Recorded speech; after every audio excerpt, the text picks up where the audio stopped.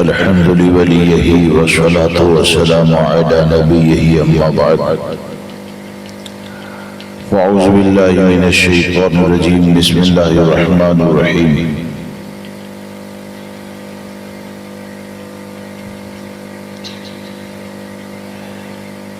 يا أيها الذين آمنوا اتقوا الله حق تقاته ولا تموتن إلا وأنتم مسلمون صدق الله العظيم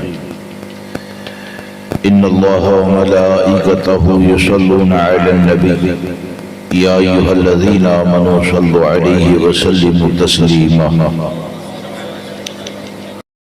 على سيدنا ومولانا محمد معدن الجود والكرم وآله الكرام وأصحابه العظام وابنه الكريم وبارك وسلم صلاة وسلاما عليك يا سيدي يا رسول الله صلى الله تبارك وتعالى عليه وسلم.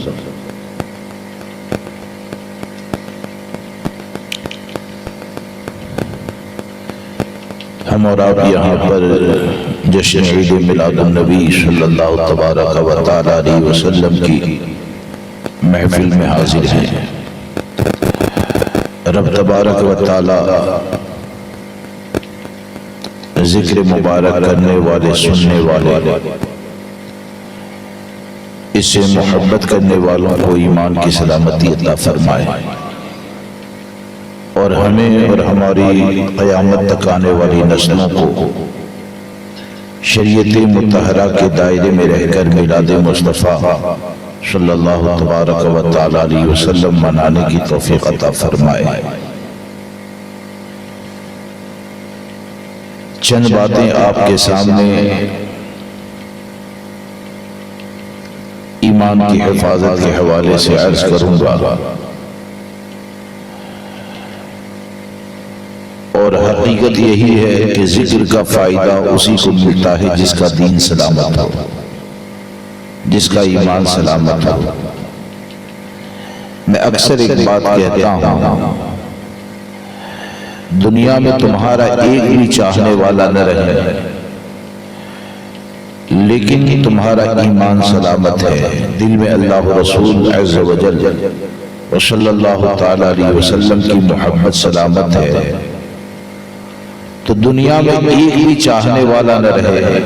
حد تو یہ ہے کہ دشمن اتنے ہو جائے کہ تمہارا انتقال ہو تو کوئی کفن دینے والا نہ ہو، غسل دینے والا نہ ہو، دفنانے والا نہ ہو. لیکن ایمان اگر سلامت ہے تو قبر کو اللہ تبارک و تعالی جنت کے باغوں میں سے باغ بنا دے گا. اور معاذ اللہ رب العالمین اگر ایمان سلامت نہ رہے اور تمہارے لاکھوں فالوورز پیدا ہو جائے، ایسی محبت کرنے والے پیدا ہو جائے کہ تمہاری قبر کو قبر نہ رہنے دیں بلکہ ایسا مزار کا نام دے دیا جائے کہ اس میں ہزاروں گنبد بھی اگر لگا دیے جائے تو ایمان کے رخصت ہونے کے بعد گنبد سے جنت کی ہوا نہیں آنے والی ہے. اصل جو ہے وہ ہمارا دین ہے، ہمارا ایمان ہے. تمام عمل صالح کا دار و مدار یہ ایمان کی سلامتی کے اوپر ہے. اس لیے ہمیں اور آپ کو چاہیے کہ ہر زمانے میں تمام بزرگوں کا، بلکہ یہ کہا جا سکتا ہے کہ حضرت آدم علیہ السلام سے لے کر قیامت تک تمام اہل ایمان کا سب سے اہم ذمہ، سب سے اہم فرض یہ ہے کہ وہ اپنے دین کی حفاظت کرے. یعنی دین اگر سلامت ہے تو دین کی سلامتی کے ساتھ اگر مال ہے تو وہ بھی نعمت ہے. دین سلامت ہے، دین کی سلامتی کے ساتھ اگر غربت ہے تو وہ بھی نعمت ہے. دین سلامت ہے، اس کی سلامتی کے ساتھ صحت ہے، وہ بھی نعمت ہے. دین سلامت ہے، اس کی سلامتی کے ساتھ جسم بیمار ہے، وہ بھی نعمت ہے. حقیقت یہ ہے کہ دین اگر محفوظ ہو جائے، ایمان اگر سلامت ہو جائے تو کوئی غریبی تم کو میدان محشر میں نقصان نہیں پہنچائے گی. چہرے کا گورا اور کالا ہونا یہ مرنے کے بعد نقصان نہیں پہنچائے گا. کیوں؟ کہ ایمان اگر سلامت ہے تو ایمان کی حفاظت اتنی بڑی نعمت ہے کہ وہ ایمان والا جس بیماری کے ساتھ بھی اگر قبر میں جائے گا تو جسم اگرچہ بیمار ہے، دل میں اللہ رسول کی محبت سلامت ہے، تو وہ یہی کہے گا کہ خاک ہو کر عشق میں آرام سے سونا ملا، جان کی اکسیر ہے الفت رسول اللہ۔ اصل ہے ایمان کی سلامت، اصل ہے عقیدے کی سلامت۔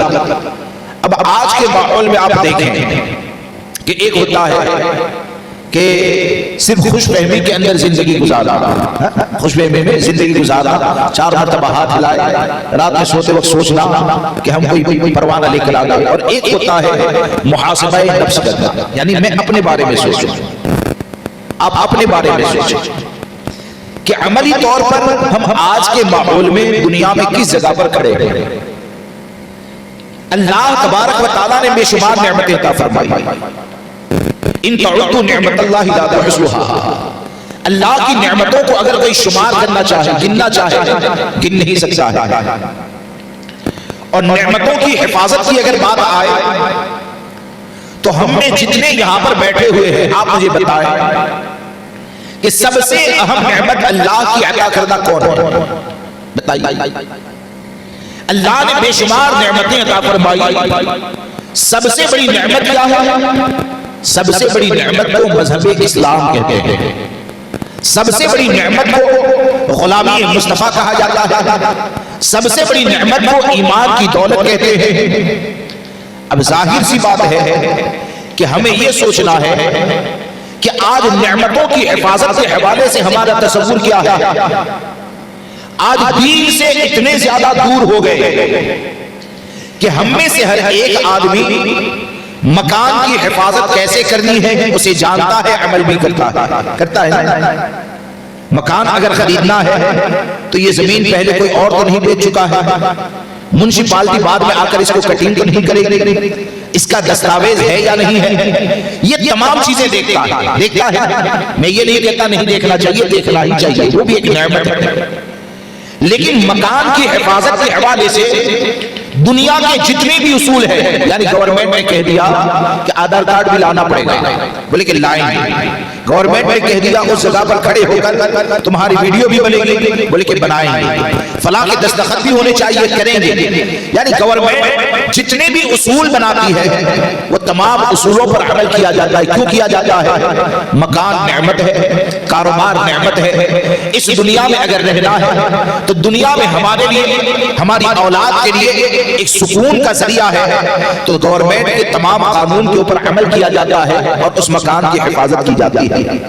اب آپ ذرا سوچیں کہ مکان کی حفاظت کرنے والا ہمارے اندر اگر عالم ہے وہ بھی جانتا ہے مکان کی حفاظت کیسے کرتے ہیں، ہمارے اندر پروفیسر ہے وہ بھی جانتا ہے مکان کی حفاظت کیسے کرتے ہیں، ہمارے اندر کوئی بھی آدمی رہے، انگوٹھا چھاپ بھی اگر ہوگا تو ہم نے وراثت میں اپنی اولاد کو مکان کی اہمیت بتا دی کہ وہ مکان کی حفاظت کی فکر کرے گا۔ آپ مجھے بتائیں کہ جتنے قانون، جتنے اصول اور جو احساس آج کے وقت میں ہمارے دل کے اندر مال کی حفاظت کا پایا جاتا ہے، یا گورنمنٹ کی طرف سے ایک نوٹس آنے کے اوپر جتنے زیادہ دنیا کی حفاظت کے لیے بے چین ہو جاتے ہیں، کیا وہی احساس عقیدہ اہل سنت و جماعت کی حفاظت کے حوالے سے ہے؟ کیا وہی احساس دین و سنیت کی حفاظت کے حوالے سے ہے؟ تو حقیقت یہ ہے کہ ہمارا عمل یہ بتاتا ہے کہ دنیا کی ہر نعمت کی حفاظت کیسے کرنی ہے۔ جتنے بھی رولز بتانے والے آئیں گے تمام کے رولز کو مانا جائے گا، لیکن دنیا کی حفاظت کی جائے گی۔ دوستو میں یہ کہنا چاہتا ہوں کہ مکان کی حفاظت کریں، دکان کی حفاظت کریں، کاروبار کی حفاظت کریں، ان کے جتنے بھی رولز ہوتے ہیں اس پر عمل کریں، لیکن سب سے پہلے مجھے اور آپ کو یہ سمجھنا چاہیے کہ بحیثیت مسلمان مجھے اور میری اولاد کو مکان کی حفاظت کرنے والا بعد میں بننا چاہیے، عقیدے کی حفاظت کرنے والا پہلے بننا چاہیے۔ مجھے اور آپ کو کاروبار کی حفاظت کرنے والا بعد میں بننا چاہیے، ایمان کی حفاظت کرنے والا پہلے بننا چاہیے، اور یہ احساس اپنی نسل کو دینا چاہیے۔ اس کی وجہ کیا ہے؟ اس کی وجہ یہ ہے کہ مکان کی حفاظت کرنے میں بالفرض مان لو کہ تمہارا بیٹا ناکام بھی اگر ہو گیا، اور ناکام ہونے کی وجہ سے اگر وہ جھونپڑے کے اندر چلا گیا لیکن اس کا ایمان سلامت رہے گا، تو اگرچہ جھونپڑے میں مر جائے گا اللہ اسے جنت کا محل ضرور عطا فرمائے گا۔ ایمان اگر سلامت رہے گا تو یہ دونوں جہاں کی حفاظت کا ذریعہ ہے۔ اس لیے ہم کو یہ چاہیے کہ ہم اپنے ایمان کی حفاظت کریں، ہم اپنے عقیدے کی حفاظت کریں۔ آج دیکھیے دوستو کہ ہمارے سامنے خطرے کتنے زیادہ ہیں۔ ایمان کی حفاظت کی اگر بات کی جائے تو صرف دیوبندیت، وہابیت، رافضیت، خارجیت، ہمارے سامنے یہ صرف مسائل نہیں ہیں۔ زمانہ جیسے جیسے قیامت سے قریب ہوتا جا رہا ہے، گمراہیت تیزی سے بڑھ رہی ہے، گمراہیت تیزی کے ساتھ بڑھ رہی ہے، اور خطرے اتنے زیادہ کہ مجھے جہاں تک احساس ہوتا ہے وہ یہ ہے کہ زمانہ اس سے ذرا آگے نکل گیا، جس کے بارے میں سرور کائنات صلی اللہ تبارک و تعالیٰ علیہ وسلم نے یہ فرمایا تھا کہ آدمی صبح میں مومن ہوگا، شام میں کافر ہوگا۔ صبح میں مومن ہوگا، شام میں کافر ہوگا۔ کفر یہ کفر ہی ہوتا ہے، الکفر ملت واحدہ، لیکن ہمارے علماء نے لکھا ہے کہ اس اعتبار سے یہ قرب قیامت کی یہ جو نشانی ہے نا، وہ کفر کی بدترین قسم اس اعتبار سے ہے کہ قرب قیامت میں جو یہ کہا گیا آدمی صبح میں مومن ہوگا، شام میں کافر ہوگا، تو معاملہ کیا ہوگا کہ اسے پتہ ہی نہیں ہوگا میں اسلام سے نکل گیا، اسے پتہ ہی نہیں ہوگا۔ اب پتہ نہیں ہے کہ اسلام سے نکل گیا تو کیا کرے گا؟ نکل جانے کے بعد جب علم ہی نہیں ہوگا تو رمضان آئے گی تو روزے بھی رکھے گا، صاحب نصاب ہے تو زکات بھی دے گا، جلوس آ گیا تو شرکت بھی کرے گا، نیکیوں کی بات بھی کرے گا۔ لیکن قرب قیامت کی نشانیوں میں یہ ہے کہ آدمی صبح میں مومن ہوگا، شام میں کافر ہوگا۔ ایک دور وہ آئے گا کہ جس کے بارے میں یہ فرمایا گیا کہ مسجدیں نمازیوں سے بری ہوگی، ہدایت سے خالی ہوگی۔ نمازیوں سے مسجد بری ہوگی، ہدایت سے خالی ہوگی۔ اب آج کے دور کو اگر آپ دیکھیں تو آج کا دور تو ایسا پرفیکٹ دور ہے کہ ایک اسٹیٹس اگر آتا ہے آدمی دیکھتا ہے یہ اچھا لگا، اس کو اسٹیٹس پہ چڑھا دیا، جانتا ہی نہیں ہے یہ کفر ہو رہا ہے، یہ گمراہیت ہے، یہ بدمذہبی ہے۔ آج کا معاملہ ایسا ہے کہ آدمی یہ جانتا ہے، اس کے باوجود کئی مرتبہ دنیا والوں نے ہم کو اتنا زیادہ ڈرایا، دنیا والوں نے تم کو قیدی بنا کر، یا یہ کہ سوشل میڈیا کے ذریعے تم کو قیدی بنا کر ایسا اکسایا کہ اب تو ہم کو انگریزی بولنا ہی پڑے گی تبھی ہم کامیاب ہوں گے، اب تو پروفیسر بننا پڑے گا تبھی کامیاب ہوں گے، ہم کو دنیا کی فلاں ڈگری حاصل کرنی ہوگی تبھی کامیاب ہوں گے۔ تو اس بات کو یاد رکھ کر چلو کہ دنیا کی ڈگریاں یہ شریعت مطہرہ کے دائرے میں رہ کر حاصل ہو سکتی ہے، لیکن یہ کہ دنیا کی کوئی بھی نعمت اتنی بڑی نہیں ہے کہ جس کی وجہ سے معاذ اللہ ایسی اسکول میں تیرا بیٹا چلا جائے، ایسی اسکول میں تیری بیٹی چلی جائے کہ جس اسکول میں جانے کے بعد اسے تعلیم دی جائے کہ معاذ اللہ حضرت عیسیٰ یہ تو اللہ کے بیٹے ہیں، جس جگہ پر جانے کے بعد تعلیم دی جائے کہ حضرت عیسیٰ کو پھانسی دی گئی۔ ہمارا قرآن عقیدہ دیتا ہے وما قتلوه وما صلبوه، حضرت عیسیٰ کو قتل نہیں کیا گیا، حضرت عیسیٰ کو سونی نہیں دی گئی۔ تو غیر مسلم کے اسکول کے اندر اگر ہمارے بچے جاتے ہیں تو انگریزی سیکھتا ہے، وہاں پر جاتے ہیں تو نعرہ لگوایا جاتا ہے کہ یہ زمین جو ہے وہ عبادت کے لائق ہے، زمین جو ہے پوجا کرنے کے لائق ہے۔ اب آپ مجھے بتائیں کہ ہمارے آقا صلی اللہ تبارک و تعالیٰ علیہ وسلم میلاد مصطفیٰ کے مہینے میں یعنی اس مہینے میں دنیا کے اندر تشریف لائے، اور آپ کا سب سے بڑا احسان یہ ہے کہ آپ نے ہم کو دین دیا، آپ نے ہم کو ایمان دیا، اور اس ایمان اور دین کو دینے کے لیے کفر اور شرک سے نفرت ہمارے دل کے اندر پیدا ہو جائے، اس کے لیے آپ نے کتنی تکلیفوں کو برداشت کیا. آپ کو یہاں تک کہا گیا تھا کہ آپ اگر چاہیں تو عرب کا بادشاہ آپ کو مان لیا جائے، آپ اگر چاہیں تو جتنا چاہیں اتنا مال جمع کر دیں، آپ اگر چاہیں تو سب سے خوبصورت اور حسین لڑکی کے ساتھ آپ کا نکاح کر دیا جائے. شرط کیا ہے؟ آپ ہمارے بتوں کو برا مت کہو. ہمارے آقا صلی اللہ تعالی علیہ وسلم نے اس وقت فرمایا تھا کہ میرے ایک ہاتھ میں چاند لا کر رکھو اور ایک ہاتھ میں سورج لا کر رکھو، پھر بھی میں ان کاموں سے باز آنے والا نہیں. یعنی شرک کا رد تو ہوگا ہی، کفر کا رد تو ہوگا ہی، بتوں کا رد تو ہوگا ہی. اب آپ ذرا سوچیں کہ اہل عرب نے، عرب کے مشرکوں نے حضور کی بارگاہ میں یہ عریضہ رکھا تھا کہ آپ کہیں اتنا مال دیا جائے، بتوں کی برائی کو کرنا بند کر دیں. ہمارے آقا صلی اللہ تبارک و تعالی علیہ وسلم نے منع فرمایا. ہم کو کلمہ دیا لا الہ الا اللہ محمد رسول اللہ صلی اللہ تعالی علیہ وسلم. اب ہمارے آقا تو یہ فرماتے ہیں کہ چاند اور سورج کو ہاتھ میں رکھ دیا جائے، پھر بھی بتوں کا رد تو کیا جائے گا، ایک اللہ کی طرف لوگوں کو بلایا جائے گا. لیکن آپ ذرا سوچیں کہ آج کے وقت میں اگر ایسے لوگ پیدا ہو جائے کہ جو کلمہ طیبہ کو مدرسے میں آ کر پڑھے اور کلمہ پڑھنے کے ساتھ اگر 11 بجے اسکول میں چلا جائے تو انگریزی کی محبت اتنی پیدا ہو جائے کہ وہ انگریزی سیکھنے کے لیے حضرت عیسیٰ کو اللہ کا بیٹا کہنے لگے. ایک آدمی مدرسے میں پڑھنے کے لیے آئے، وہ جلوس کے اندر بھی جائے اور اسکول کے اندر چلا جائے تو اس بنیاد پر کہ دنیا میں اسے پروفیسر کہا جائے گا، دنیا میں اسے ڈگری والا کہا جائے گا، معاذ اللہ رب العالمین وہ اس زمین کو اللہ کی عبادت کے لائق قرار دے، تو آپ مجھے بتائیں ہمارا ٹھکانہ کہاں ہوگا؟ ہم کو یہ چاہیے کہ ہم اپنے لیے، اپنی اولاد کے لیے اس چیز کو یقین کے ساتھ انتظام کریں اور ہم یہ سمجھیں کہ ہماری اولاد کی ذمہ داریوں میں آج جو سب سے اہم ذمہ داری مکان کو سمجھ لیا جاتا ہے، مال کو سمجھ لیا جاتا ہے، کاروبار کو سمجھ لیا جاتا ہے، شادی کروا دی باپ کی ذمہ داری ادا ہو گئی یہ سمجھا جاتا ہے. ہم کو یہ سمجھنا چاہیے کہ ماں باپ کی سب سے پہلی ذمہ داری جو ہے وہ مکان بنانا، کاروبار کرنا، شادی کرنا، مال کو جمع کرنا نہیں ہے. ماں باپ کی سب سے پہلی ذمہ داری یہ ہے کہ اپنا ایمان بچائے اور اپنے ایمان کو بچانے کے ساتھ اپنے بچے کے دل کے اندر اللہ رسول عز و جل صلی اللہ تعالی علیہ وسلم کی وہ محبت ڈالے کہ بیٹا یہ جو دین ہے یہ اتنی بڑی نعمت ہے کہ اس دین کے لیے اگر گنگا بننا پڑے نا تو گنگا ہو جانا لیکن غلام مصطفیٰ بن کر رہنا.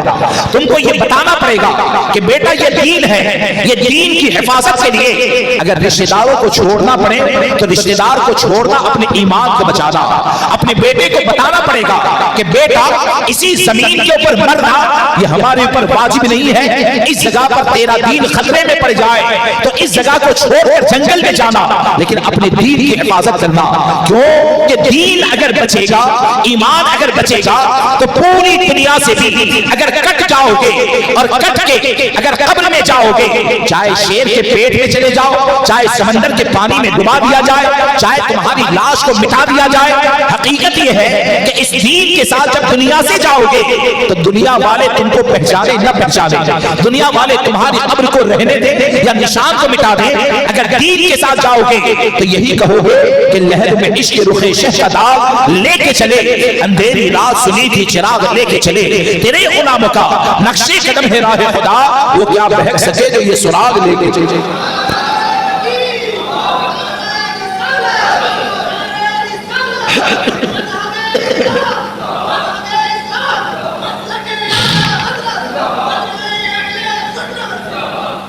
اس لیے بس جزاک اللہ یہ آپ کا ہے.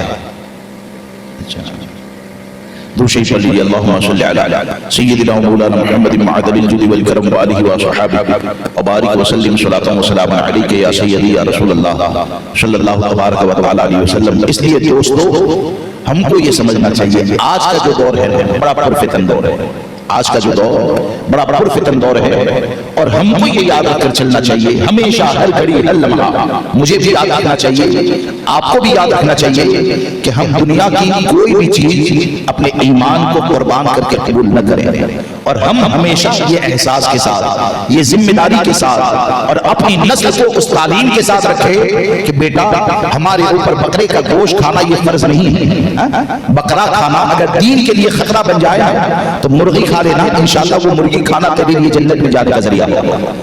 آج اصل میں اب آپ دیکھیے کہ ہم اور آپ یقیناً ہر مسلمان اس بات کی فکر کرتا ہے وہ اپنے ایمان کو بچائے، فکر کرتے ہیں کہ نہیں؟ کیونکہ ہمارے لیے سب سے بڑی نعمت تو یہی ہے، سب سے بڑی دولت تو یہی ہے۔ اگر مان لو کہ یہاں پر بیٹھا ہوں اور بیٹھے بیٹھے اگر ایمان والی موت آ جائے، بے حساب بخشش والی موت آ جائے، تو اس جگہ پر بیٹھ کر مرنے میں بھی کیا پریشانی ہے؟ ایمان کے ساتھ اگر دنیا سے نکل جائے، آج لوگ سوچتے ہیں نا ڈر، یعنی خوف اتنا زیادہ پیدا ہو گیا کہ ہم کو مرنا نہیں، اور اس ڈر کے اندر کوئی غیروں کے تلوے چاٹتا ہے، کوئی ویڈیو بنا کر سوشل میڈیا پر ڈالتا ہے۔ ارے حد تو یہ کئی جگہ تو ایسا ہوتا ہے کہ غیروں کے سامنے بھکاریوں کی طرح پانی پلانے کے لیے کھڑا ہو جاتا ہے۔ کیا سمجھتا ہے تو؟ یہ سمجھتا ہے یہ پانی تیری جان کو بچائے گا، تو یہ سمجھتا ہے پانی تیری عزت کو بچائے گا۔ ہمارے سرکار غریب نواز نے اکیلے ہندوستان میں آ کر بتایا کہ اگر طاقتور بننا ہے تو طاقتور بننے کے لیے سچا غلام مصطفیٰ بن جا۔ ہمارے بزرگوں نے ہم کو یہ بتایا کہ یہ آج جو سوچا جاتا ہے، یعنی ہمارا ایمان اور عقیدہ کیا ہے؟ ہمارا ایمان یہ ہے زندگی دینے والی ذات اللہ کی، موت آئے گی اللہ کی طرف سے۔ قرآن میں عقیدہ دیا لکل امت اجل لا تستاخرون ساعۃ ولا تستقدمون، ہر گروہ کے لیے جو وعدہ ہے ایک گھڑی آگے پیچھے ہونے والا نہیں ہے۔ اور ہم اپنی جان کی حفاظت کہاں پر چاہتے ہیں؟ ہمارا عقیدہ یہ ہے کہ زندگی جو لکھ دی گئی پوری دنیا مل کر بھی مار نہیں سکتی، اور موت آئی ہے، اور میری موت اگر لکھی ہے نا، اور آپ سب بیٹھ کر سوچیں کہ نہیں امجدی صاحب تو 6 سال زندہ رہنے ہی چاہیے، تو آپ کے چاروں طرف سے گھیر لینے سے میری زندگی پڑنے والی نہیں ہے۔ حقیقت یہ کہ ہمارے بزرگوں نے یہ بتایا کہ آپ دنیا میں کتنے سال رہے وہ معنی نہیں رکھتا ہے کہ 100 سال رہے، 150 سال رہے، 200 سال رہے، معنی یہ رکھتا ہے کہ آپ دنیا میں کیسے رہے۔ حضرت سید سالار مسعود غازی دنیا میں 20 سال رہے لیکن کامیاب ہو گئے۔ حضرت میر علی دادا یہ دنیا میں 18 سال رہے، کامیاب ہو گئے۔ حضرت قاسم یہ دنیا کے اندر 22 سال رہے، کامیاب ہو گئے۔ حضرت علی اصغر یہ 6 مہینہ رہے، کامیاب ہو گئے۔ کامیابی کی اصل جو بنیاد ہے وہ بنیاد یہ ہے کہ اللہ نے اپنے فضل سے تم کو جو دین عطا فرمایا ہے وہ دین کی حفاظت کر لے۔ یہ دین کی حفاظت ہو جائے گی تو 25 سال میں مرے گا تب بھی کامیابی، 50 سال میں مرے گا تب بھی کامیابی، 100 سال میں مرے گا تب بھی کامیابی۔ اور اگر معاذ اللہ یہ محفوظ نہ رہے تو دنیا بھر کا بادشاہ بھی بنا دیا جائے تو بادشاہ بننے سے جنت کی کھڑکی قبر میں کھلنے والی نہیں۔ اس لیے اپنے دین کی حفاظت کریں۔ آج آپ دیکھیے کہ اگر اسی کے اوپر بات ہوتی رہے پورا وقت نکل جائے گا۔ میں اپنی گفتگو کو آگے بڑھاؤں کہ آج کے وقت میں ہم یہ دیکھتے ہیں کہ دیکھیے کفر سے جو نفرت ہے، ایک بات یاد آئی کہ اگر آپ سے سوال کیا جائے، میں اپنے آپ سے سوال کروں کہ ایمان کے حوالے سے تم کو فکر ہے یا نہیں، تو ہر ایک کا جواب کیا ہوگا؟ ہاں ہم اپنے ایمان کو بچانا چاہتے ہیں، یہی جواب ہوگا۔ اور میں غلط نہیں کہتا، لیکن جو احساس پیدا ہونا چاہیے وہ احساس کیا ہونا چاہیے؟ حلاوت ایمان، ایمان کی مٹھاس، ایمان کی چاشنی اللہ تبارک و تعالی جسے عطا فرماتا ہے۔ کسے عطا کی جاتی ہے؟ حلاوت ایمانی اسے عطا کی جاتی ہے کہ حدیث پاک میں آیا وہ کفر سے ایسے نفرت کرے۔ حدیث پاک کا خلاصہ وہ کفر کی طرف جانے کو ایسے ناپسند کرے جیسے کہ آگ میں جانے کو ناپسند کرتا ہے۔ کفر کی طرف جانے کو ایسے ناپسند کریں جیسے کہ وہ آگ میں جانے کو مکروہ سمجھتا ہے، آگ میں جانے کو ناپسند کرتا ہے۔ اب یہاں پر یہ جو فرمایا گیا تو آگ سے آدمی کتنی نفرت کرتا ہے، ایک مثال میں دے رہا ہوں۔ اللہ ہماری نسلوں کی حفاظت فرمائے کہ ہمارا بچہ، ہماری بچی، ہماری ماں، ہماری بیوی اگر آگ کے قریب ہے، یعنی گیس پہ کھانا بنا رہے ہیں، دوپٹہ اوڑھا ہے، ہم نے دیکھا اپنی بیٹی کو کہ آگ اور دوپٹے کی قربت زیادہ ہو رہی ہے، نزدیک آ رہا ہے، اور ہم اگر بیڈ روم میں بیٹھے ہیں اور دیکھا کہ آگ ایک دم قریب آ گئی تو آپ مجھے بتائیں بیڈ روم سے آپ چلائیں گے کہ نہیں؟ بولیے میری بات سمجھ میں نہیں آ رہی؟ بیڈ روم سے چلائیں گے اور اس میں کچھ سوچنے کی اور فکر کرنے کی ضرورت نہیں ہے. آگ کی گرمی جو اولاد کو نقصان کرے گی وہ احساس ہمارے دل کے اندر اتنا زیادہ ہے کہ اس کی جلن سے میری اولاد کو کیا تکلیف ہوگی. جیسے ہی آپ نے دیکھا تو آپ چل کر بچانے بعد میں جائیں گے, پہلے چلائیں گے کہ کہیں وہاں جانے سے پہلے جل نہ جائے. اب یہاں پر یہ جو احساس دیا گیا تو حدیث پاک میں کیا فرمایا کہ کفر کی طرف جانے کو ایسے ناپسند کریں جیسے کہ آگ میں جانے کو ناپسند کرتا ہے. تو دوستو ہم کو یہ سوچنا چاہیے کہ ہمارا بیٹا, ہماری بیٹی, ہمارے عزیز و اقربا, ہمارا مسلمان بھائی جب آگ کے قریب ہوتا ہے تو آگ کے قریب دیکھ کر جو خوف تمہارے دل کے اندر پیدا ہوتا ہے, کیا وہی ڈر کبھی کرسچن کے اسکول میں جاتے وقت پیدا ہوا؟ کیا وہی خوف تمہارے دل کے اندر غیر مسلم کے اسکول میں جا رہا ہے جہاں پر زمین کو عبادت کے لائق کہا جا رہا ہے, جہاں پر بتوں کے نعرے لگائے جا رہے ہیں؟ تو آگ کے قریب دیکھ کر تو آپ بے چین ہو گئے. کرسچن کے اسکول میں جاتا ہوا دیکھ کر بے چین کیوں نہیں؟ اس کے لیے تو پیسے دے کر لباس بھی لائے, اس کے لیے تو مال دے کر دفتر بھی لائے, اس کو ناشتے کا انتظام بھی کروایا جاتا ہے, ہر مہینے فیس بھی دی جاتی ہے. آپ مجھے بتائیں کہ دینی سمجھ, دینی غیرت ہم کو یہ بتاتی ہے کہ حدیث پاک میں ہم کو یہ جو بتایا گیا وہ ہم کو یہ سمجھایا جاتا ہے کہ مسلمان کی ذمہ داری یہ ہے کہ وہ جیسے آگ سے دور رہنے کی کوشش کرتا ہے ایسے ہی کفر کی طرف جانے سے پرہیز کرے. اور ہم کو یہ سمجھنا پڑے گا کہ اگر کسی کا بچہ, کسی کی بیوی اگر اتفاق سے اللہ حادثے سے بچائے, حادثوں میں مبتلا ہونے سے بچائے, بالفرض اگر آگ سے حادثے میں جل گیا اور گورا چہرہ اگر کالا بھی ہو گیا لیکن ایمان اگر سلامت ہے تو انشاءاللہ وہ کالا چہرہ بھی جنت میں ضرور داخل ہو جائے گا. لیکن یہ کہ اگر ایمان نہ رہا تو چہرے کا گورا پن باقی ہے, ایمان نہ رہے دنیا کا مال باقی ہے, تو آپ مجھے بتائیں ہم کو فائدہ کیا ہوگا؟ اس لیے ہم کو ہمارے مفتی اعظم رحمت اللہ تعالی علیہ نے بہت پہلے یہ تعلیم عطا فرمائی اور ہم کو یہ بتایا کہ دشمن جہاں سے کہیں بدتر ہے دشمن دین کا, دشمن جہاں سے کہیں بدتر ہے دشمن دین کا, ان کے دشمن سے کبھی ان کا گدا نہ ملا دے. اس لیے دوستو سب سے پہلے اپنے ایمان کو بچائیں.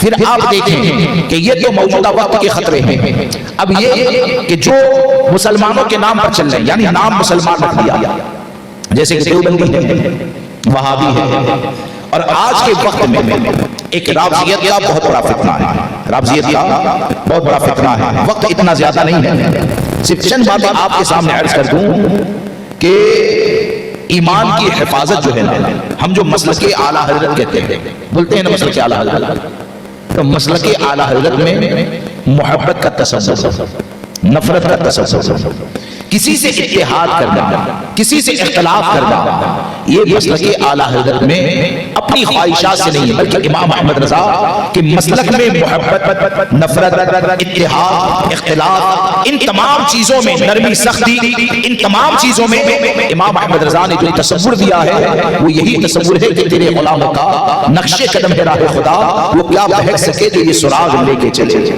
تو اس لیے ہم کو یہ چاہیے کہ ہمارا دین و ایمان محفوظ کیسے ہے. دیکھیے آپ کو بتاؤں کہ اعلیٰ حضرت کا جو راستہ ہے وہ 1400 سال کے بزرگوں کا راستہ ہے. کس کا راستہ ہے؟ صحابہ, اہل بیت, اولیاء, ائمہ مجتہدین. بلکہ بغیر کسی مبالغہ کے یہ کہا جائے کہ 1400 سال کے بزرگوں کا انتخاب ایمان کی حفاظت کے لیے کوئی ذات ہے تو میرے اعلیٰ حضرت. تمام بزرگوں کا انتخاب یہ امام احمد رضا ہے. اعلیٰ حضرت سرکار نے ہم کو جو ایمان کی حفاظت کے لیے طریقہ عطا فرمایا ہے وہ طریقہ کیا ہے؟ اور آج کے وقت میں ہزاروں کوشش کے بعد بھی لوگ یہ سوچتے ہیں کہ بھائی گمراہیت کیوں پھیل رہی ہے؟ تو بھائی گمراہیت پھیلے گی تو دروازہ تو بند کرنا پڑے گا. ارے بولیے, گمراہیت پھیلے گی دروازہ تو بند کرنا پڑے گا. لوگ کہتے ہیں مولانا تو آتے ہیں بیان کر کے جائیں گے, کہہ دیں گے اس کو بھی چھوڑ دو, اس کو بھی چھوڑ دو, فلاں کو بھی چھوڑ دو. تو کیا اتنا سب کرنا پڑتا ہے؟ ارے ایمان وہ نعمت ہے کہ آثار قیامت میں، قیامت کی نشانیوں میں جو ہمارے آقا صلی اللہ تعالیٰ علیہ وسلم نے فرمایا نا، غور سے سنیے کہ آخری دور، ایسا دور آئے گا کہ ایمان بچانے والا بکریاں لے کر پہاڑوں میں چلا جائے گا. تو یہ پہاڑوں میں کیوں جائے گا بھائی؟ کیا دنیا میں کھانا پینا بند ہو جائے گا؟ دنیا میں مکان نہیں ہوں گے، کاروبار نہیں ہوگا، رہنے والے نہیں ہوں گے، سب کچھ ہوگا، لیکن پہاڑوں پہ کیوں جائے گا؟ وجہ یہ ہے کہ جب ان ایمان والوں کو شہر میں خطرہ نظر آئے گا، جب ان ایمان والوں کو رشتہ داری میں خطرہ نظر آئے گا، جب ان ایمان والوں کو بوٹی اور روٹی کے اندر خطرہ نظر آئے گا، تو دنیا میں تمام چیزیں ہونے کے باوجود وہ بوٹی کو بھی چھوڑ دیں گے، روٹی کو بھی چھوڑیں گے، چاول کو بھی چھوڑیں گے، اور سب کچھ چھوڑ کر پہاڑوں میں جا کر کیا کریں گے؟ بکریوں کا دودھ نکالیں گے، اس کو پیئیں گے، وہی دودھ پی کر دنیا سے چلے جائیں گے.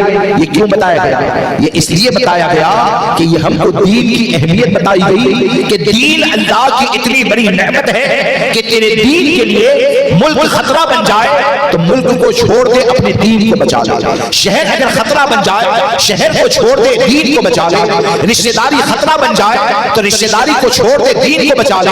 اچھا کھانا تیرے ایمان کے لیے خطرہ بن جائے، اچھے کھانے کو چھوڑ دے، اپنے دین کو بچا لے. کیوں کہ جو دین کو بچا لے گا تو اگرچہ بکریوں کا دودھ پی کر مر جائے گا، اس کا دین سلامت رہے گا، تو وہی دودھ پی کر دنیا سے جانے والا وہی کامیاب نظر آئے گا. یہ ہمارا ایمان ہے، یہ ہمارے عقیدے کی اہمیت ہے. آج اصل میں نوجوان طبقہ خاص کر کے جو ہے، معذرت کے ساتھ عرض کروں کہ بیماریاں اصل میں جو پیدا ہو رہی ہیں، اس کی وجہ یہ ہے کہ اعلیٰ حضرت سرکار نے ہم کو اپنے مسلک کے بارے میں جو بتایا، فکر کے بارے میں جو بتایا کہ تیرے غلاموں کا نقش قدم ہے راہ خدا، وہ کیا بہک سکے جو یہ سراغ لے کے چلے. اب اعلیٰ حضرت نے یہ جو سراغ دیا وہ کس لیے دیا؟ بہکنے سے بچ جائے، گمراہیت سے بچ جائے، بد مذہبی سے بچ جائے، ربز و خروج سے بچ جائے، اس لیے یہ نشان دیا گیا. لیکن آج کا دور کیا ہے؟ آج کا دور ایسا ہے کہ اگر کسی کو کہیں الا ماشاءاللہ، اللہ تعالیٰ فکر رضا پر قائم ہے، مسلک امام احمد رضا پر موت نصیب فرمائے، اور یقین جانے کہ میرے اعلیٰ حضرت اللہ کی عطا کردہ وہ عظیم نعمت ہے، وہ اتنی بڑی دولت ہے کہ امام احمد رضا کا دامن عملی طور پر، ایک ہوتا ہے نعرہ لگانا، ایک ہوتا ہے نعرہ لگانا مسلک اعلیٰ حضرت، زبان کہیں مسلک اعلیٰ حضرت زندہ باد، اور اسی زندہ باد کہنے والے کو گھر میں دیکھے تو چائے پی رہا ہے دیوبندی کے ساتھ، چائے پی رہا ہے رابضی کے ساتھ، یہاں پر کہیں حضور کے نام کے اوپر سب کچھ قربان ہے، اور فجر کے بعد دیکھے تو 10 روپے کی چائے کو قربان کر نہیں سکتا. یہاں پر دیکھیں ناز سنی، 4 مرتبہ ہاتھوں کو ہلا دیا. یہاں پر تو کہتا ہے انہیں جانا انہیں مانا نہ رکھا غیر سے کام، للہ الحمد میں دنیا سے مسلمان گیا. لیکن کل دوپہر میں نکاح ہے تو اس کے وہاں شادی میں دیوبندی رابضیوں کو کھانے کے لیے بلایا جاتا ہے. یہ مسلک کی بات نہیں کرتا، مسلک اعلیٰ حضرت یعنی وہ فکر رضا کہ اندھیرے میں رہے، اجالے میں رہے، بھیڑ میں رہے، اکیلے میں رہے، کہیں پر بھی رہے، امام احمد رضا کی اس فکر کو دنیا دل کے اندر زندہ کر لیا جائے اور یہ سمجھا جائے کہ تیرے عمل کو، تیرے تسلط کو، تیری رضویت کو دنیا والے دیکھیں یا نہ دیکھیں، اللہ کی عطا سے ہمارے آقا ضرور ملاحظہ فرماتے ہیں. یہ عقیدے کی حفاظت اور حضور سے نسبت کا جو تو دعویٰ کرتا ہے وہ دعویٰ ایسا ہے کہ تو اندھیرے میں رہ کر گھال میل کرے گا تب بھی ہمارے آقا جانتے ہیں، اجالے میں کرے گا تب بھی ہمارے آقا جانتے ہیں. مسلک اعلیٰ حضرت یعنی اس طور پر امام احمد رضا کے مسلک کا نعرہ لگایا جائے، مسلک امام احمد رضا کے اوپر قائم رہا جائے، جس کو ہمارے حضور تاج الشریعہ نے فرمایا کہ حضور تاج الشریعہ فرماتے ہیں کہ جہاں میں عام پیغام شہ احمد رضا کر دے، پلٹ کر پیچھے دیکھے پھر سے تجدید وفا کر دیں. اگر تجدید وفا کریں گے تو امام احمد رضا کا مسلک کیا ہے؟ جب امام احمد رضا کے مسلک پر عمل کرو گے، امام احمد رضا کے مسلک کو اپنے گھر میں پھیلاؤ گے، رشتہ دار میں، عیز و اقربا میں پھیلاؤ گے، تو امام احمد رضا کا مسلک جب لوگوں کے دل کے اندر جم جائے گا تو وہ اپنے عمل سے یہ کہے گا کہ دشمن احمد میں شرکت کیجئے، ملحدوں کی کیا مرمت کیجئے، غیظ میں جل جائے بے دینوں کے دل، یا رسول اللہ کی کثرت کیجئے۔ تاج الشریعہ کا اگر تو عملی طور پر غلام بن جائے گا تو عملی طور پر غلام بننے والا یہ بد مذہبوں سے گال میل کرنے والا نہیں ہوگا، بلکہ اس کا مزاج یہ ہوگا کہ نبی سے جو ہو بیگانہ اسے دل سے جدا کر دے، پدر مادر برادر مال و جا سب ان پر فدا کر دے۔ تاج الشریعہ کا جب عملی غلام ہوگا تو وہ غلام یہ نہیں سوچے گا کہ فلاں چاہنے والا دور ہو جائے گا، فلاں دوبارہ نہیں بلائے گا، فلاں محبت نہیں کرے گا۔ تاج الشریعہ کا جو غلام ہوگا وہ عملی طور پر تو یہی کہے گا کہ جو پیا کو بھائی اختر وہ سہانا راگ ہے، جس سے ناخوش ہو پیا وہ راگنی اچھی نہیں۔ تو میں دوستو آپ کو یہ کہنا چاہتا ہوں کہ آج کے وقت میں اگر گمراہیت سے بچنا ہے، اگر گمراہیت سے حفاظت کرنی ہے، تو اعلیٰ حضرت نے یہ جو فرمایا کہ تیرے غلاموں کا نقش قدم ہے راہ خدا، وہ کیا بہک سکے جو یہ سراغ لے کے چلے۔ تو بہکنے سے بچنے کے لیے سراغ کون سا چاہیے؟ غلاموں والا۔ کون سا؟ ارے بولیے، آزادوں کا نہیں، غلاموں والا۔ کون سا؟ غلاموں والا۔ صحابہ کرام کس راستے پر چلے وہ طریقہ چاہیے، اہل بیت کس راہ پر چلے وہ طریقہ چاہیے، صحابہ کرام کس راہ پر چلے وہ طریقہ چاہیے۔ اب اگر غلاموں کے نقش قدم کو تلاش کرو گے اور آج کے وقت میں جو ایک نیا راستہ بنا کر سدھارنے کی کوشش کی بات کرتے ہیں، اگر ایسے آزاد لوگوں کو دیکھیں گے تو آج کا ماحول کیا ہے؟ اتنی سختی نہیں کرنی چاہیے، تعلق رکھیں گے سدھاریں گے۔ یعنی سدھارے گا کون؟ وہ جاہل سدھارے گا جو اردو پڑھنا نہیں جانتا، وہ تعلق رکھے گا۔ یعنی کینسر کا علاج کمپاؤنڈر کرے گا۔ کینسر کا علاج کبھی کمپاؤنڈر سے کرواتے ہو؟ نہیں کرواتے ہو۔ اور دیوبندی کا علاج یعنی جاہل کرے گا۔ ہمارے آقا صلی اللہ تبارک و تعالی علیہ وسلم نے جس عمل کو راہ ہدایت فرمایا وہ راہ ہدایت، ہمارے آقا نے جس کام کو گمراہیت کا ذریعہ فرما دیا وہ گمراہیت کا ذریعہ۔ جب ہمارے آقا صلی اللہ تبارک و تعالی علیہ وسلم نے فرما دیا کہ ایاکم و ایاہم لا یعلمونکم ولا یفتنونکم، تم ان سے دور رہو، ان کو اپنوں سے دور رکھو، کہیں وہ تم کو گمراہ نہ کر دے، کہیں وہ تم کو فتنے میں نہ ڈال دے۔ تو جب بد مذہبوں سے دور رہنے کے لیے کہا تو ایمان کی حفاظت کس میں ہے؟ ایمان کی حفاظت اس میں ہے کہ بد مذہبوں کا بائیکاٹ کیا جائے، ان سے دور رہا جائے۔ آپ کو میں بتاؤں کہ اعلیٰ حضرت سرکار نے ایک بات تحریر فرمائی۔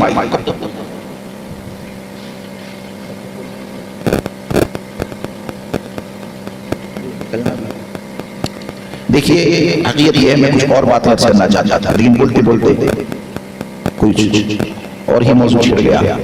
20 منٹ میں انشاءاللہ کوشش کرتا ہوں میری بات کو ختم کر دوں، وقت بھی نہیں ہے، مجھے بھی نکلنا ہے۔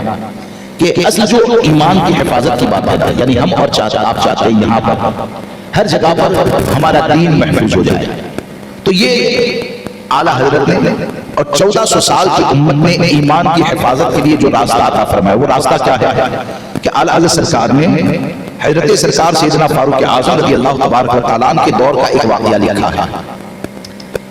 اب وہ دور جو ہے وہ تو ایسا تھا نہیں کہ جس کی مرضی میں جو آئے کریں، وہاں پر تو فاروق اعظم رضی اللہ تبارک و تعالیٰ کا دورہ تھا، اسلام حکومت۔ اور آج کیا ہے، ایک دیوبندی اگر اپنے علاقے میں مسجد بھی بنا لے تو ہم کچھ نہیں کر پاتے بھائی، ارے بولیے نہیں کر پاتے۔ ایک رابضی اگر رابضیت پھیلانے لگے تو ہم کچھ نہیں کر پاتے۔ ہم نے دیکھا 1 تھا 2 ہو گئے، 2 تھے 4 ہو گئے، 4 تھے 6 ہو گئے۔ ہم صرف یہ سوچتے ہیں کہ حضرت ہم کو مسلمانوں کی حفاظت کرنی ہے۔ آج یہ عظمت صحابہ کا نعرہ لگانے والا کہیں کل گستاخ صحابہ نہ بن جائے، اس پر کام کرنا ہے، یہ سوچ سکتے ہیں۔ اس رابضی کو جا کر کچھ نہیں کر پاتے، ہمارے ہاتھ میں نہیں۔ لیکن آپ فاروق اعظم کے دور کو دیکھیں کہ آپ کے دور میں سبیغ نام کا ایک شخص تھا، اس کو اپنے دل کے اندر بٹھا لے، اور جو نرمی کی بات کرنے والے ہیں اپنے دل کی بیماری کا علاج کریں۔ کہ سبیغ نام کا ایک شخص تھا جو آیت متشابہات کے بارے میں بحث کرتا تھا، اس کے اوپر بد مذہب ہونے کا شک پیدا ہوا، یقین نہیں تھا، شک پیدا ہوا۔ فاروق اعظم نے اس کو بلایا، سزا دی، توبہ کروائی، اور توبہ کروانے کے بعد حضرت ابو موسیٰ اشعری جو اس علاقے میں یعنی سبیغ جہاں پر رہتا تھا وہاں کے گورنر تھے، اس علاقے کے حاکم بنایا تھا آپ نے، تو حضرت ابو موسیٰ اشعری کو فاروق اعظم نے خط لکھا کہ سبیغ کو کہو کہ تمام مسلمانوں سے کہو کہ تمام مسلمان سبیغ کا بائیکاٹ کریں۔ کیا کریں؟ سبیغ کا بائیکاٹ کریں۔ ایک پیدا ہوا، توبہ بھی کروائی، سزا بھی دی، اور سزا دینے کے بعد کیا فرمایا؟ مسلمان بائیکاٹ کریں۔ اب بائیکاٹ کرنے کا حکم کسے دیا جاتا ہے پتہ ہے؟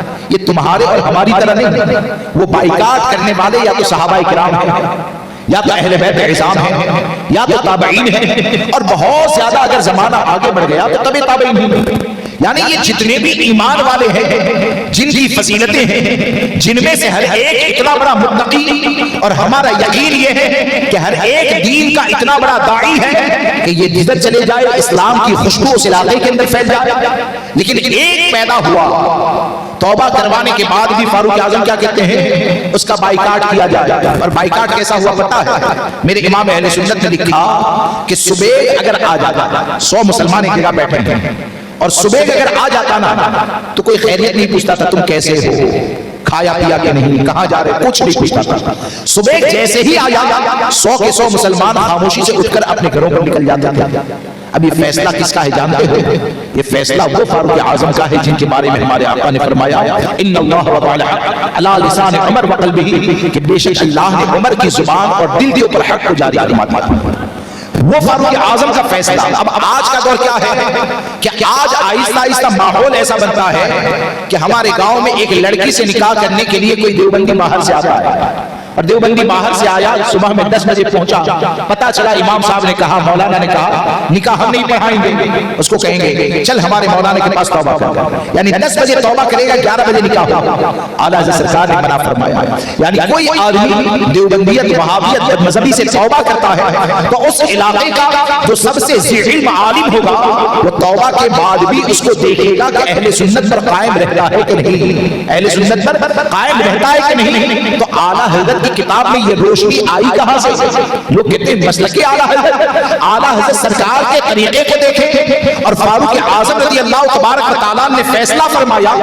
تو ایک زمانہ گزر گیا، حضرت ابو موسیٰ اشعری نے خط کے جواب میں لکھا کہ حضور صبح کا معاملہ اب سدھر گیا ہے، اب فاروق اعظم حکم دیتے ہیں صبح کے ساتھ تعلق رکھا جائے۔ تو یہ بائیکاٹ کا جو تصور ہے دین کی حفاظت کے لیے جو عطا فرمایا وہ خیر القرون یعنی بہتر زمانے میں عطا کیا گیا۔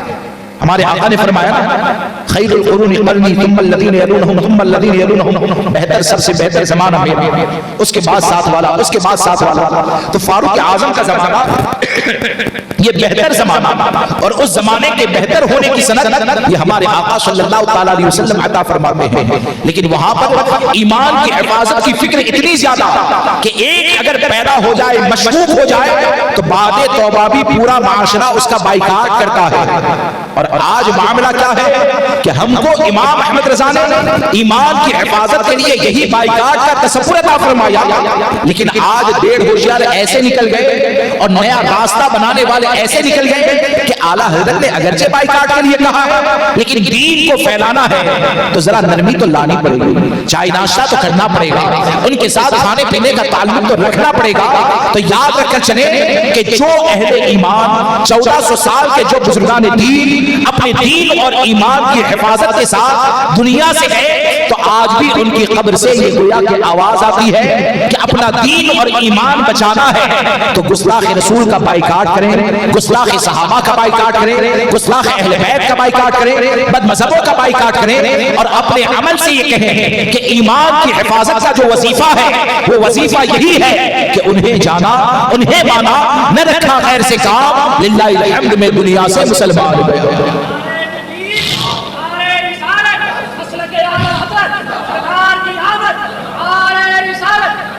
دوستو دیکھیے میں بھی سمجھ رہا ہوں، مجھے اصل میں مائک لیٹ ملا، بس آخری بات کہ کبھی تفصیل سے بات ہوگی کہ ایمان اگر بچانا چاہتا ہے تو آخری بات اصل آپ نے بار بار علماء سے سنا، آج کا دور کتنا پرفتن دور ہے آپ کو پتا ہے کہ یہ جو سوشل میڈیا ہے ایسے انگلی گھومتی ہے، امیر معاویہ کے بارے میں کیا کہا تھا، ایسے دبائے ہوئے 2 منٹ کے لیے سن لیں، 3 منٹ کے لیے اپنے دل کے اوپر ہاتھ رکھ کر بتائیں۔ ہم سب مسلک اعلیٰ حضرت کا نعرہ لگانے والے ہیں، بولیے ہے کہ نہیں؟ مسلک اعلیٰ حضرت طالبان امام احمد رضا کو اپنی نجات کا ذریعہ سمجھتے ہیں، لیکن ہم کو یہ سوچنا تو پڑے گا کہ ہمارا عمل کہاں ہے، کس حد تک ہمارا عمل ہے۔ کیا اعلیٰ حضرت نے بد مذہب کو سننے کی اجازت دی؟ ارے بولیے اعلیٰ حضرت نے رافضی، دیوبندی، وہابی ان کی کتاب کو پڑھنے کی اجازت دی. اچھا کتاب کو نہیں پڑھتے ہیں لیکن ایک صفحہ اگر آ جائے تو ایک صفحہ پڑھنے کی اجازت دی. ارے بولیے نہیں. تو اعلیٰ حضرت نے بد مذہب کو سننے کی اجازت دی. اعلیٰ حضرت نے بد مذہب کو پڑھنے کی اجازت نہیں دی. ایک صفحہ بھی نہیں پڑھنا ہے تو یہ اجازت کیوں نہیں دی گئی؟ آپ جانتے ہیں وہ ہمارے ایمان کی حفاظت کی فکر کرنے والے، ہمارے عقیدے کی حفاظت کی فکر کرنے والے. آج کا طبقہ کئی جگہ ایسا سوچتا ہے مولانا اتنا کمزور سمجھ لیا کہ ایک دیوبندی کی کلپ کو سن لیا تو گمراہ ہو جائے گا، ایک رافضی کی کلپ کو سن لیا گمراہ ہو جائے گا. ارے دوستو، یہ آخری چند سال میں جو رافضیت پھیل رہی ہے، جو گستاخ صحابہ بڑھ رہے ہیں، تو بڑھنے کی وجہ کیا ہے؟ کیا ان جاہلوں نے بخاری کو جا کر پڑھا ہے؟ ارے عبارتوں کو پڑھا ہے، مسلم کو پڑھا ہے، نسائی کو پڑھا، ابن ماجہ کو پڑھا، کیا پڑھا؟ ان جاہلوں نے اگر پڑھا ہے تو آپ کی زبان میں رافضیوں کی ایک پوسٹ آتی ہے، اس پوسٹ کو پڑھا، رافضیوں کی کلپ آتی ہے، اس کلپ کو پڑھا، اس کلپ کو سنا، اور یہ کلپوں کو سن کر لوگ گمراہ ہو گئے. آپ نے کبھی سوچا حضرت محمد بن سیرین رحمۃ اللہ تعالی علیہ جو عظیم تابعی ہیں، جن کی بارگاہ میں خواب کی تعبیر کے لیے امام اعظم بھی جاتے ہیں، اتنے بڑے امام ہیں، اتنے بڑے عظیم تابعی ہیں، ان کے پاس ایک بد مذہب آتا ہے، وہ کہتا ہے قرآن سنو، بولے کہ نہیں سننا، حدیث سنو، نہیں سننا، ایک بات سنو، نہیں سننا. لوگوں نے عرض کیا حضور کیوں نہیں سننا ہے؟ بولے کہ میں ڈرتا ہوں کہ اس کی کوئی بات دل کے اندر جم جائے گی تو کہیں میں گمراہ نہ ہو جاؤں. آپ ذرا سوچیں کہ اولیاء کرام بد مذہبوں کو سننے سے ڈرتے تھے، اور آج آپ کے جیسے، میرے جیسے اگر یہ کہیں کہ ہم سنیں گے اور بچیں گے، سنیں گے اور حفاظت کریں گے، تو دین کی حفاظت کا بنیادی ذریعہ یہ ہے کہ بد مذہب کی صحبت میں بیٹھے بھی نہ، بد مذہب کی تحریر کو پڑھے نہ، بد مذہب کی کلپ کو سنے نہ. اور یہ جو ہے کہ سنیں گے تو علماء جواب دے دیں گے. میری ایک بات کو یاد رکھنا کہ رات میں 1 بجے آپ موبائل پہ انگلی گھما رہے ہیں، کلپ آئی، سن لیا، حضرت امیر معاویہ کی شان میں کوئی گستاخی کر رہا ہے تو سن لیا، دل بیمار ہوا. آپ نے سوچا صبح میں مولانا سے جا کر پوچھوں گا، بیماری کو دور کروں گا. کسی دیوبندی کو سنا، 2 منٹ کے لیے سنا، دل بیمار ہوا. آپ نے سوچا صبح میں مولانا کے پاس جا کر بیماری کو دور کروں گا، اللہ نہ کرے. آپ ذرا یہ سوچو کہ اس کلپ کو سننے کے بعد سو گئے، بیمار دل لے کر سوئے، اگر اٹھنے سے پہلے انتقال ہو گیا تو قبر میں کس حال میں جاؤ؟ آپ ذرا سوچو کہ قبر میں داخلہ کس حال کے اندر ہوگا. اللہ کی بارگاہ میں جو وجود نجات کا ذریعہ بنتا ہے، اللہ کی بارگاہ میں جس دل کو پسند کیا جاتا ہے، وہ دل کون سا ہوتا ہے؟ وہ دل وہ ہوتا ہے جو نبی سے محبت کرنے والا ہو، صحابہ سے محبت کرنے والا ہو، اہل بیت سے محبت کرنے والا ہو، اولیاء سے محبت کرنے والا ہو، اللہ کے تمام محبوب بندوں سے محبت کرنے والا ہو. اور پوری دنیا میں تمام محبوبوں سے محبت کرنے والی ایک ہی جماعت ہے جسے اہل سنت و جماعت کہا جاتا ہے. اور اس لیے ہمارے اوپر سب سے اہم ذمہ یہ ہے کہ ہم عقیدے اہل سنت و جماعت کی حفاظت کریں. اور اس عقیدے کی حفاظت یہ تیرے بنائے ہوئے راستے کے ذریعے نہیں ہوگی، اس عقیدے کی حفاظت میرے بنائے ہوئے راستے کے ذریعے نہیں ہوگی، اس عقیدے کی حفاظت ایک پروفیسر راستہ بنا دے اس کے ذریعے نہیں ہوگی. اس عقیدے کی حفاظت کے لیے امام احمد رضا نے صحابہ، اہل بیت، اولیاء، تمام صلحاء کے راستے کو اپنی کتاب میں جمع کر دیا، اور جمع کر کے گویا کہ ہم کو یہ بتایا کہ اب تجھے دین کی حفاظت کرنی ہے تو میرے طریقے کے اوپر چلنا. اگر مسلک امام احمد رضا پر چلے گا تو چلتا رہے گا، تو اسی راہ میں صدیق اکبر کی افضلیت کا عقیدہ بھی مل جائے گا، اسی راہ میں فاروق اعظم کی فضیلت کا عقیدہ بھی مل جائے گا، اسی راہ میں عثمان و علی کے حوالے سے عقیدہ کیا رکھنا ہے وہ بھی مل جائے گا، اسی راہ میں اہل بیت سے محبت کا کیا عقیدہ ہونا چاہیے وہ بھی مل جائے گا، اسی راہ میں حضرت امیر معاویہ کے حوالے سے کیا عقیدہ رکھنا ہے وہ بھی مل جائے گا، اسی راہ میں مزارات اولیاء سے محبت کیا ہونی چاہیے وہ بھی مل جائے گی. بلکہ یہ کہ جو بھی تجھے اللہ کی بارگاہ میں قریب کرنے والا ہے، اللہ کی بارگاہ میں محبوب کرنے والا ہے، تمام محبوبوں سے قریب ہونے کا اگر راستہ تم کو مل جائے گا تو وہ امام احمد رضا کی کتابوں میں مل جائے گا.